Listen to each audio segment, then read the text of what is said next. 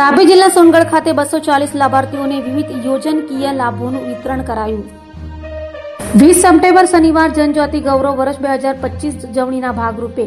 આદિ સેવા અભિયાન અંતર્ગત તાપી જિલ્લાના સોનગઢ સ્થિત અટલ બિહારી વાજપેયી હોલ ખાતે આયોજિત કાર્યક્રમમાં આદિજાતિ વિકાસ રાજ્યમંત્રી કુંવરજીભાઈ હળપતિના હસ્તે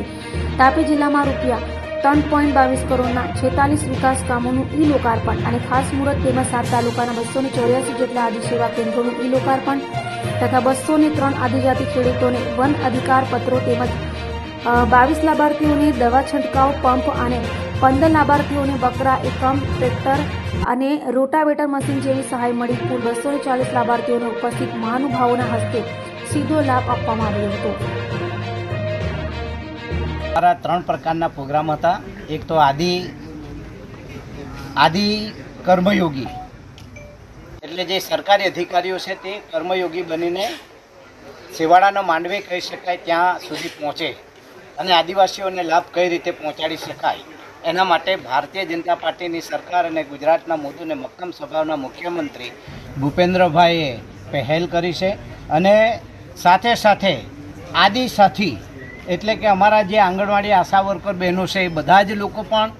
આદિવાસી વિસ્તારમાં જઈને જે ખરેખર લાભાર્થીથી વંચિત છે તેવા લાભાર્થીને શોધીને એનો લાભ કઈ રીતે મળે તે પ્રકારનું આયોજન અમારી સરકાર દ્વારા કરવામાં આવ્યું છે। અને ત્રીજી વાત એ છે કે જે આ વિસ્તારમાં વર્ષોથી જંગલ જમીનમાં રહેતા લોકો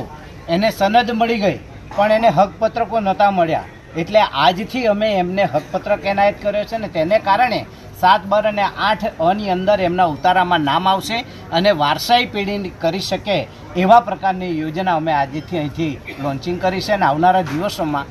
1 ઓક્ટોબરથી તે 15 નવેમ્બર સુધી ફરી પાછા અમે એફઆરએની જમીન આપવા માટે પણ એક કાર્યવાહી તજવીજ કરી રહ્યા છે। અત્યારે જ ભાઈ જયરામભાઈના વિસ્તારમાં વર્ષોથી રહેતા લોકો છે અને જમીન ખેડતા છે પણ એમને જમીન નથી મળી એ વિસ્તારની જમીનનું પણ સર્વે કરવા માટે મેં અહીંથી સૂચના આપી છે અને જયરામભાઈ પણ સતત ચિંતા વ્યક્ત કરતા રહે છે। જાલમસિંહભાઈ અમારા જિલ્લાના પ્રમુખ સુરજભાઈ વસાવા પણ ખૂબ ચિંતિત છે કે આ દિવસોની અંદર કોઈ પણ સેવાડાનો માનવી જમીન વગર ન રહે, વર્ષોથી ખેડૂતો હોય એને હક વગરનો ના રહે, એને 7-12ની અંદર પાનિયાની અંદર એને હક મળે તે દિશામાં મારી સરકાર કામ કરી રહી છે।